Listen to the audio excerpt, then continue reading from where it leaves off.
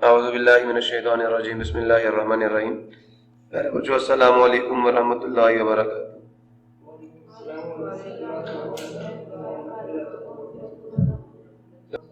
Rabbi इश्रह ली सदरी व यस्सिर ली अमरी वाहलुल उक़दतम मिन लिसानी यफ़क़हू क़ौली। Rabbi ज़िदनी इल्मा rabbi ज़िदनी इल्मा rabbi ज़िदनी इल्मा। अल्लाहुम्मा इन्नी अस्अलुका इल्मन नाफ़िअन व रिज़्क़न तय्यिबा व अमलन मुतक़ब्बला।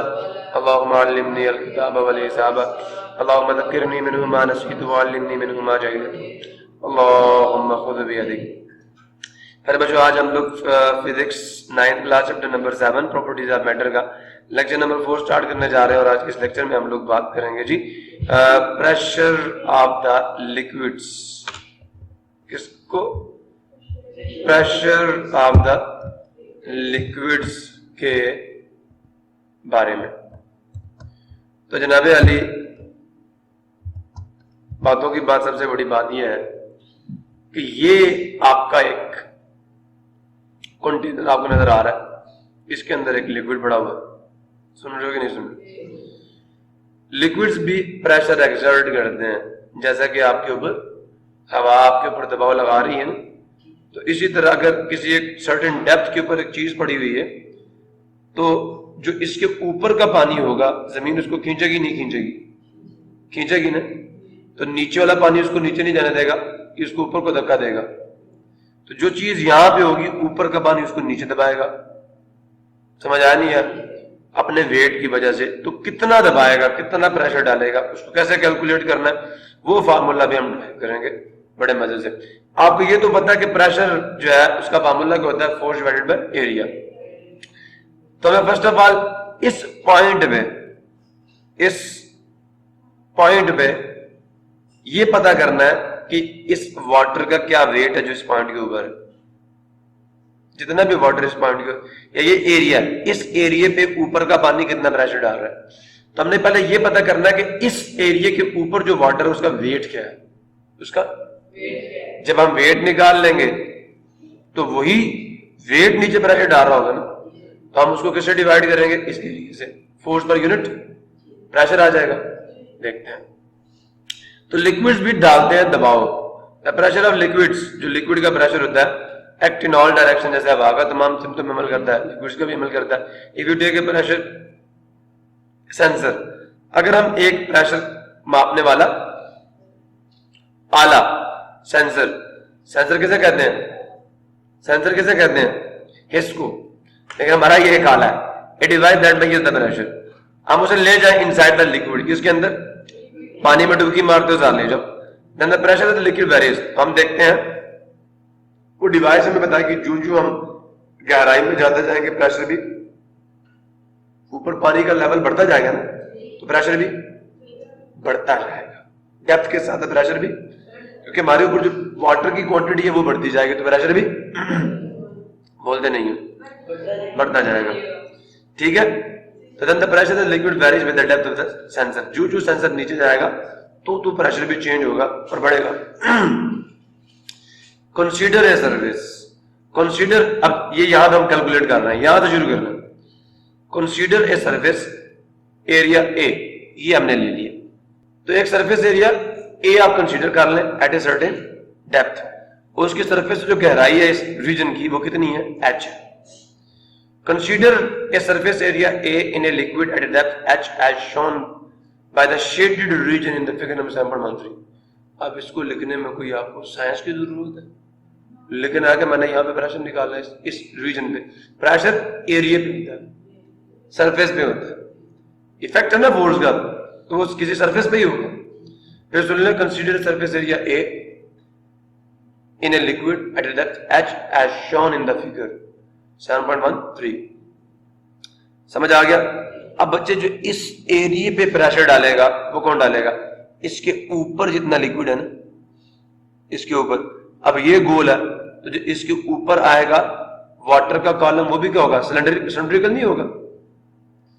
इस तरह के कॉलम है ना इसके ऊपर, इस पूरे एरिया के ऊपर जितना वाटर आ रहा है वो इंतफामा पे सिलेंडर नहीं होगा, वो उसको नीचे दबाएगा जो इधर का पानी है।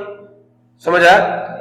ये इस पे, ये जितना वाटर का सिलेंडर लाइक एक इसके ऊपर रीजन आ रहा है, ठीक है, वो क्या करेगा, इसको नीचे दबाए और नीचे वाला इसको, तो हम ये इसको असल में प्रेशर तो ये डाल रहा है ना नीचे अपने वेट की वजह से। The length of the cylinder of liquid, liquid का सिलेंडर जो लिक्विड का over this surface will be, उसकी लेंथ भी कितनी होगी, एच होगी। क्लियर हो गया, जो वाटर इसको नीचे दबा रहा है वो एक सिलेंडर की फॉर्म में, क्लियर हुआ। अच्छा, the force acting on this surface A will be the weight of the liquid above this surface. ये है कल की बात कि जो length of the cylinder of liquid over this surface है वो एच होगी। समझ आ गया या नहीं आया? The force acting on this surface will be the weight of W of the liquid above this surface. तो इस सिलेंडर ऑफ लिक्विड का वेट इस एरिया को नीचे दबाएगा, ये फोर्स है और ये एरिया। अगर मैं वो वेट निकाल लूं और उसको इस एरिया से डिवाइड कर दूं, मुझे प्रेशर नहीं मिल जाएगा। If rho is the density, rho is the of the liquid and M is the mass of liquid above the surface. वो लिक्विड का सिलेंडर जो इसके ऊपर है, अगर उसका मास m है और लिक्विड की डेंसिटी तो हमने पीछे पढ़ी है, लिखी हुई है, वाटर की डेंसिटी, ऑयल की डेंसिटी लिखी हुई थी ना। अगर लिक्विड की डेंसिटी रो है, कोई नंबर है रो kg पर मीटर क्यूब और इसका मास m kg है above the surface A, then मेरी बात समझ आ रही है नहीं आ रही? किसी बच्चे को मसला हो, लेकिन इससे पहले मैं आपको एक चीज समझाऊंगा, उसको सुनिए। किसी चीज का वॉल्यूम निकालना तो हम कैसे निकालते हैं? देखिए मेरे पास एक क्यूब है, क्यूब समझते हो? एक ऐसा 3 डायमेंशनल ऑब्जेक्ट होता है जिसकी लेंथ, विड्थ और हाइट तीनों क्या होती है, सेम होती है। उसे हम क्या कहते हैं, क्यूब। लेंथ, विड्थ और हाइट। अच्छा, अगर मैं लेंथ को विड्थ से मल्टीप्लाई करूं तो मेरे पास क्या आएगा, इसकी बेस का एरिया आ जाएगा। आएगा नहीं आएगा? ये आ गया, समझ आया? Area of its base. तो बेटे अगर मैंने वॉल्यूम निकालना हो तो मुझे सिर्फ किससे मल्टीप्लाई करना पड़ेगा, बेस के एरिया को हाइट से मल्टीप्लाई कर दो, आपके पास वॉल्यूम आ जाए। ऐसा ही ये नहीं पक्का? तो मतलब जो वॉल्यूम ऑफ द क्यूब होगा वो length into width into height होता है। ये तो बेस का एरिया, एरिया मल्टीप्लाई हाइट किसके बराबर होगा, वॉल्यूम के। अब अल्लाह वालों जरा इधर आ जाओ, ये एक सिलेंडर है, इसके दोनों फेसेस जो हैं, जो इसके सिरे हैं, सुन रहे हो, उन दोनों का क्रॉस सेक्शनल एरिया क्या है, ए। क्रॉस सेक्शन, सामने वाला सेक्शन कहते हैं हिस्से को, इसका एरिया भी ए होगा, इसका एरिया भी। अगर मुझे ये एरिया पता चल जाए और मैं इसका वॉल्यूम निकालना चाहूं तो मैं इसकी हाइट से मल्टीप्लाई करूंगा, वॉल्यूम नहीं आएगा। तो बच्चे सिलेंडर का वॉल्यूम कैसे निकालते हैं, उसके एक सिरे के क्रॉस सेक्शनल एरिया को उसकी हाइट से मल्टीप्लाई करें तो सिलेंडर का वॉल्यूम आ जाएगा। अब ये किसकी फॉर्म में होता है, सर्कल की फॉर्म में। तो सर्कल का एरिया हम कैसे निकालते हैं, पाई आर स्क्वायर, होता नहीं होता? तो इसका एरिया पाई आर स्क्वायर नहीं आ जाएगा मल्टीप्लाई, ये बेटे सिलेंडर के वॉल्यूम का फॉर्मूला है, याद रखोगे। अब बच्चे हमने डेंसिटी का फॉर्मूला पढ़ा था, rho is equal to mass by volume. बस मुझे तो क्या निकालना है, मास, और फोर्स बराबर होती है एम जी के। मैं पहले मास निकाल लूं, एम ए के, सॉरी एम ए के। अब मुझे ये तो पता है कि इस मास में जो एक्सेलरेशन पैदा कर रहा है वो जी पैदा कर रहा है, ठीक है। और असल में फोर्स कौन सी है, वेट है, सिलेंडर का वेट है जो नीचे प्रेशर डाल रहा है। मैं पहले मास निकाल लूं ना किसी तरीके से तो मेरा काम तो हो जाएगा ना। आप बताओ मास किसके बराबर आएगा, हाँ जी, rho multiply volume of the cylinder. Liquid के सिलेंडर का जो वॉल्यूम है उसको डेंसिटी से मल्टीप्लाई कर दें लिक्विड की, तो पूरे के पूरे सिलेंडर का मास आपके पास आ जाएगा। फॉर्मूला समझ आ रहे नहीं आ रहे? इस फॉर्मूले से आपने मास निकाल लिया। आपको सिलेंडर का वॉल्यूम भी पता है, डेंसिटी भी पता है। क्यों? क्योंकि आपको नीचे के क्रॉस सेक्शनल एरिया ए पता है। ए पता तो सिर्फ हाइट से मल्टीप्लाई करो तो वॉल्यूम आ जाएगा। उस वॉल्यूम को डेंसिटी ऑफ लिक्विड से मल्टीप्लाई करो तो सारे के सारे सिलेंडर का मास आ गया। अब अल्लाह वालों अगर मैंने वेट निकालना हो तो क्या करूंगा, multiplying both sides with G. तो क्या हो जाएगा M G is equal to rho V G. नहीं समझ आया? This is the weight of the liquid of cylinder. नहीं समझ आया? लिक्विड ऑफ या सिलेंडर ऑफ लिक्विड? यस, उल्टा बोला। तो जो weight of the cylinder of liquid है, लिक्विड ऑफ सिलेंडर नहीं है, ये भी कह सकते हो लिक्विड जो सिलेंडर के अंदर है, इज रो जी वी। ये वेट आ गया, वेट फोर्स नहीं है, फोर्स मिल गई, एरिया से डिवाइड करूं। गौर से सुनना, दोबारा बता रहा हूं। Volume of the cylinder of liquid किसके बराबर होगा? ये लिख देना इधर, नहीं ए मल्टीप्लाई चलो ना, बस ये सिलेंडर था जिसके बॉटम फेस का, जिसपे हमने प्रेशर निकालना, एरिया क्या है? एरिया क्या है? ए। सो बच्चे जरा गौर से देखना आप इस चीज को कि ये वॉल्यूम ऑफ द सिलेंडर आ गया जो कि लिक्विड का, हमें क्रॉस सेक्शनल एरिया पता, उसकी हाइट पता, वॉल्यूम आ गया। मुझे क्या निकालना है? इसका मैथ निकालना है, ठीक है। अब विकास मुझे पता है, इसको इक्वेशन नंबर 1 का नाम दो। अब हमने इसका मैथ, हमारा मकसद इसका वेट निकालना है। अगर मैथ पता चल जाए जी से, तो हमने मैथ निकालने के लिए सारा झंझट किया। अब डेंसिटी के फार्मूला याद करना शुरू करो। बिकॉज हमें पता है डेंसिटी बराबर होती है, रो बराबर होता है मैथ बाय वॉल्यूम। अच्छा जनाब, मैथ किसके बराबर आ जाएगा? Mass of the liquid of the cylinder is equal to rho multiply volume. और जनाब अली फ्रॉम इक्वेशन नंबर 1 जो है, इसे 2 कह दो। 2 से हमने ये नतीजा निकाला, ठीक है। अब बिकॉज जो volume of the liquid cylinder है वो तो एरिया मल्टीप्लाई हाइट है, तो आ गया फिर रो वैसे ही। और क्या आ गया? वॉल्यूम क्या है? A multiply H. वो सुन रहे हो? ये मैथ आ गया उसका। अब हमें तो वेट निकालना था, क्लियर हुआ नहीं हुआ? तो बिकॉज या मैं मल्टीप्लाई बोथ साइड पे जी कह दूं या ये कह दूं, बिकॉज मुझे पता है कि फोर्स तो बराबर है किसके? वेट के। और वो क्या है? M G. जो फोर्स ये लिक्विड का सिलेंडर वहां पे लगा रहा है, इधर इस यहाँ पे जो ये लिक्विड का सिलेंडर यहाँ फोर्स जो एक्सर्ट कर रहा है, वो तो वेट के बराबर है। ये तो सारा इसका वेट है, तो वो एम जी है। तो अल्लाह वालो जी एज इट इज आ जाएगा, और एम की value from equation number 3 put कर। ठीक हो गया? बताओ एम क्या है? रो ए एच। क्लियर हो गया? साथ आ गया जी। ये आपकी फोर्स है जो उस क्रॉस सेक्शनल एरिया पे, इस ए पे ऊपर से नीचे असर डाल रही है। क्लियर हो गया? कितनी फोर्स इस पे लग रही है। अब जनाब विकास हमें पता है, हमने तो प्रेशर निकालना था ना। अब आओ, प्रेशर बराबर होता है force per unit area. This implies that pressure बराबर आ जाएगा, इसको दो 4 का नाम, इसको दो 3 का नाम, सॉरी 3 या 5 का, तो 4 और 5 से क्या आ जाएगा? फोर्स क्या है? ये रो जी ए एच डिवाइडेड बाय ए से ए कैंसिल। लो भाई, प्रेशर ऑफ लिक्विड बराबर आ गया रो जी एच। ये फार्मूला मैंने पीछे लिखा था ना। तो ये फ्लूइड्स का प्रेशर जो है वो डेप्थ के साथ बढ़ता है, आपको बता रहा है। अब ये फार्मूला आपको कितनी बातें कह रहा है? फार्मूला आपको इतनी बातें कह रहा है। Pressure of a liquid depends upon following factors. कितने factors? 3। Density of the liquid, जिसको हम नेचर ऑफ द लिक्विड कहते हैं। नेचर ये बताएगी किसकी? लिक्विड की।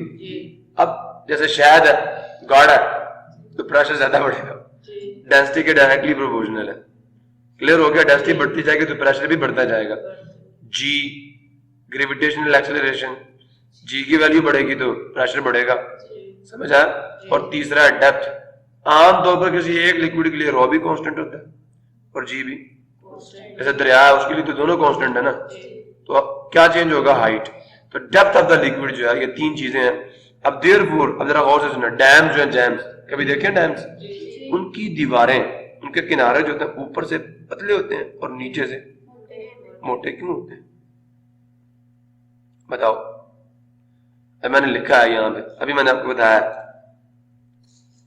क्या बताया कि रो भी कांस्टेंट है और जी भी। पानी बहता ना इसमें, तो उसके लिए रो भी कांस्टेंट है और जी भी कांस्टेंट। ये भी 10 है और ये 1000 kg पर मीटर क्यूब। तो जो पी है वो डायरेक्टली प्रोपोर्शनल है किसके? डेप्थ के। एच डेप्थ है असल में, तो रो और जी दोनों क्या है? कांस्टेंट है, तो डायरेक्टली प्रोपोर्शनल का साइन आ जाएगा। जो जो डेप्थ बढ़ेगी टू प्रेशर बढ़ेगा। अब ऊपर प्रेशर कम होता है तो पानी को रोकने के लिए फोर्स क्या चाहिए? कम चाहिए। नीचे प्रेशर बढ़ता जाएगा तो पानी को रोकने के लिए फोर्स भी क्या चाहिए होती है। इसलिए डैम जो है उसकी दीवार मोटी से मोटी कर दी जाती है, ताकि नीचे का, असल में नीचे प्रेशर ज्यादा होता है तो नीचे के लिए फिर सपोर्ट भी ज्यादा चाहिए होती है। Therefore, अब इन वजूहात की बेसिस पे, because P is directly proportional to the depth, so the walls of the rivers and, सुन रहे हो, and dams, ये मैं डैम इसके अंदर लिखी हूं, the walls of the rivers and dams, सुन रहे हो नहीं सुन रहे? तो जो आपके दरिया हैं और जो आपके डैम्स हैं उनकी दीवारें आर थिक, क्या होती हैं? थिक, और थिन पतली होती हैं, लाइक मी, ठीक है। थिन, थिक मोटी होती हैं, लाइक यू। समझ आ गया? एट बॉटम, समझे नहीं समझे? तो the walls of the river and the dams are thick, मुझे मोटी कर दी जाती है, समझ आ गया? एट द बॉटम, किस पे? बुनियाद पे। एंड थिन, और पतली कर दी जाती है एट द टॉप, किस पे? ठीक है, उसके ऊपर, ठीक है। तो क्यों? Because pressure of the liquid that is water increases with depth by this formula. आप समझ आए? तो ये कुछ एप्लीकेशंस हैं जनाब। अब मेरे से बड़े बच्चे पूछते हैं कि सर वो जो आपने किलो वाला पूछा था कि एक बंदे को कीलों से बने हुए तख्त पे लिटा दी जाता है तो उसको कोई कील नहीं चुभता, उसको क्या करना है बेटा? एक कील रख और इस पे लेट जा। इससे क्या होगा? गौर से सुनना बेटा जी, जब कील ज्यादा होते हैं तो एरिया बढ़ जाता है। मोर नेल्स मीन मोर एरिया, तो फोर्स का असर क्या हो जाएगा? उन्होंने कहना सानू काका ना बना। हमें पता प्रेशर एरिया के इनवर्सली प्रोपोर्शनल है। ये ज्यादा जब कील लगते हैं ना तो असल में जो उसका वेट होता है ना वो इन कीलों पे डिस्ट्रीब्यूट हो जाता है, तो जो फोर्स का असर होता है वो क्या हो जाता है? तो कोई कील भी नहीं चुभेगा। जितने ज्यादा कील लगाओगे उतना सरफेस एरिया का हो जाएगा। तो उस पर बहुत सारे कील लगे हुए होते हैं, एक कील नहीं होता, नहीं समझे? और अगर आप चाहते हैं कि जरा उसको असर हो तो कहना बाबा इधर आ, कील रखो, कहना बस एक ही बात, ज्यादा क्यों करता है बाबा, छोड़, इतने ज्यादा कील चुभेंगे तुझे, नहीं ज्यादा कील चुभ के मार जाएगा तू, वो बता नहीं चुभने। सारी फिजिक्स यूज हो रही होती है। आप जितने ज्यादा, उन्होंने बहुत सारे कील लगाए होते हैं, आपकी अकल के साथ वो घेर रहे होते हैं। अगर आपको फिजिक्स आती हो तो फिर आप देखें नहीं नहीं बाबा सबर कर। क्लियर हो गया? आप बच्चे देखे कीलों के दरम्यान में डिस्टेंस क्या है, असर भी क्या होगा? फिर हर कील का कम हो जाएगा, और जब सिर्फ एक ही कील होगा तो फिर असर बढ़ जाएगा। मसला किसी को तो असर क्या होगा? वो चुभ जाएगा फिर। इस वजह से जो कीलों का तख्त होता है इसमें बंदे को वो बड़ा आहिस्ता आहिस्ता लटाते हैं। क्या करते हैं? तो उससे क्या होता है कि बहुत ज्यादा कील होने की वजह से सरफेस एरिया बढ़ जाता है, और सरफेस एरिया बढ़ने की वजह से जो इफेक्ट ऑफ फोर्स होता है वो कम हो जाता है, और कील उस बंदे को अगर चुभते भी है तो बहुत कम। यहां तक किसी को मतलब। अब जनाबे अली इसके आगे जो है पास्कल्स लॉ, लेकिन पास्कल्स लॉ क्या था, क्या पहले हमने इसको समझना। मेरी बात और से सुनना। लिक्विड आपके पास है एक, अब उस पर प्रेशर डालते हैं,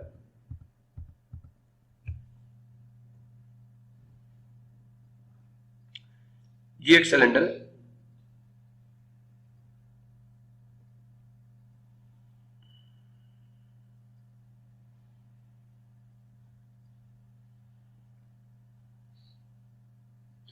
इसके ऊपर आप एक पिस्टन लगाते हो, पिस्टन समझते हो ना, जैसे वो इंजेक्शन नहीं होता, इंजेक्शन, उसके अंदर वो रबड़ की एक मूव करता है वो रॉड से। तो आपका कोई ऑब्जेक्ट यहाँ पे, ठीक है, आप जैसे ही प्रेशर लगाओगे ना, तो आप ये ना कहें कि इस पे प्रेशर ज्यादा लगेगा, इधर प्रेशर क्या लगेगा, कम लगेगा। बेटे जो प्रेशर आप लिक्विड की सरफेस पे लगाओगे ना, वो हर पॉइंट पे बराबर लगेगा और तमाम सिमतों में लगेगा। याद, ये है पास्कल लॉ। पास्कल लॉ क्या कहता है? पास्कल लॉ क्या कहता है? ये कहता है pressure applied at any point, किसी पॉइंट पे आप लगा दें। मैंने सरफेस पे लगाया, अब किसी एक पॉइंट पे लगा दें, यहां पे लगा दें, तो जो प्रेशर आप यहां पे लगाएंगे ना, वो प्रेशर तमाम जगहों पे लगेगा और बराबर लगेगा।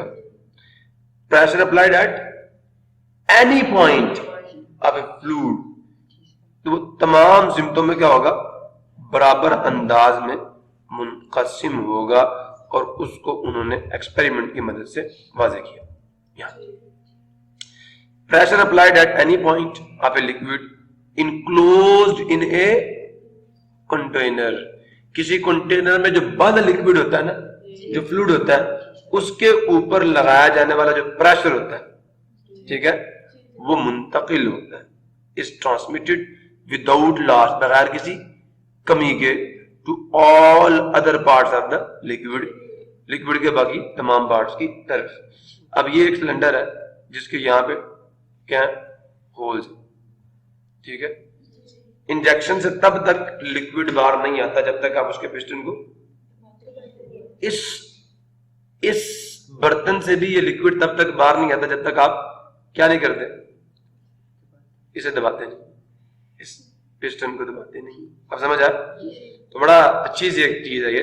अब जब आप इसे दबाते हैं ना, तो यहां पे आप सेंसर लगा लें तमाम होल्स पे। जैसे ही आप इसे दबाएंगे, तो जिस प्रेशर से यहां से लिक्विड निकलेगा, उसी प्रेशर से यहां पे, उसी प्रेशर से इन तमाम सुराखों से जो लिक्विड बाहर निकलेगा, सेम प्रेशर से निकलेगा। अभी भी नहीं समझे? जो प्रेशर इस पॉइंट पे, वही इस पॉइंट पे होगा, वही इस पॉइंट पे होगा, वही इस पॉइंट पे होगा, वही इस पॉइंट पे होगा।